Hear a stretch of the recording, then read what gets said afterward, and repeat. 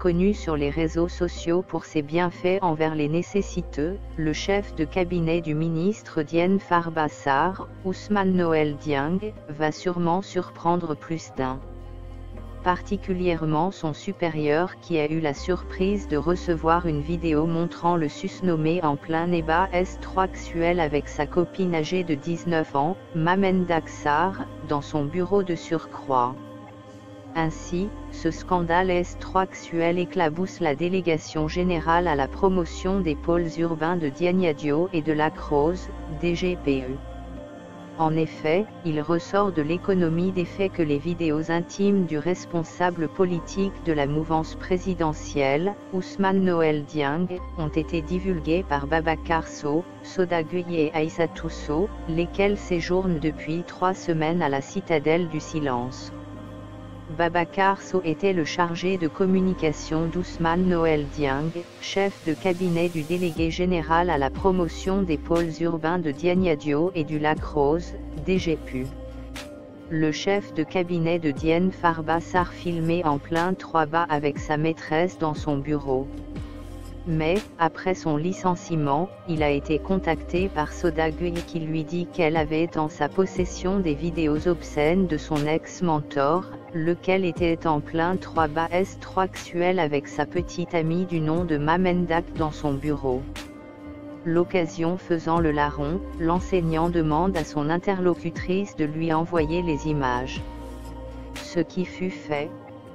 C'est alors que Babacar Sow a envoyé les vidéos au ministre Diène Farba Sarr, à Ousmane Noël Dieng et à l'épouse de ce dernier, tout en menaçant de les partager avec le célèbre Adamo, émigré sénégalais vivant en Allemagne et qui est très suivi sur les réseaux sociaux.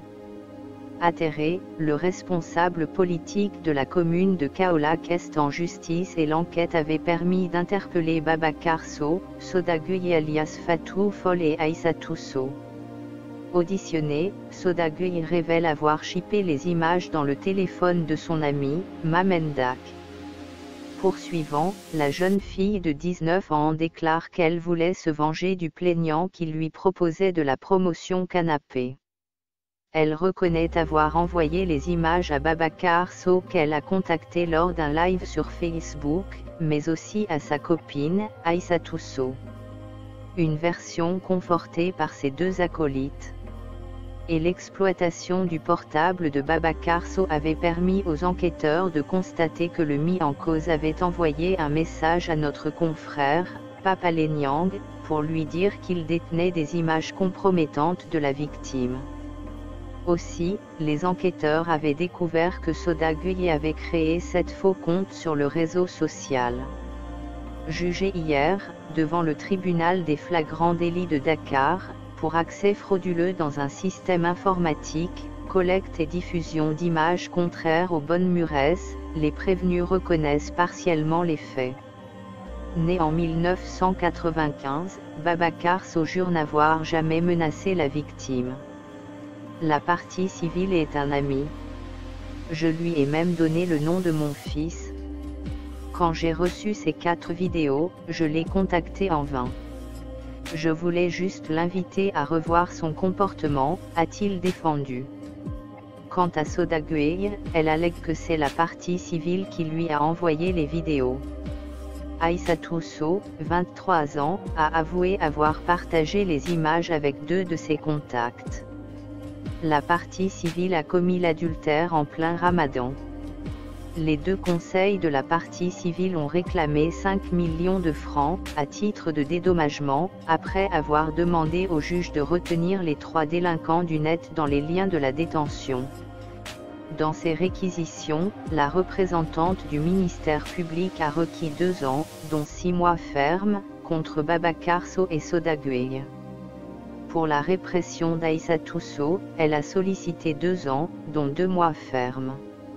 Le conseil de Soda Gueye n'a pas raté la partie civile qui, d'après lui, a commis l'adultère en plein Ramadan. Nous sommes devenus une société pervertie. Quand j'ai lu le procès-verbal, je suis tombé des nues. S'il n'avait pas filmé, ce procès n'aurait pas lieu. Il le fait dans une institution publique, on s'émeut, on pleure et on oublie, regrette Maître Abou Diallo. Son confrère, Maître Amadou Ali Khan a souligné que le prévenu harcèle les femmes mariées. Si on était en Arabie Saoudite, il serait condamné à la lapidation, assène-t-il. Maître Ibamar Diop a sollicité une application bienveillante de la loi pour Aïssatou Sow qui, selon lui, n'a aucune relation avec le plaignant. Abonnez et partagez pour recevoir plus de vidéos. Merci.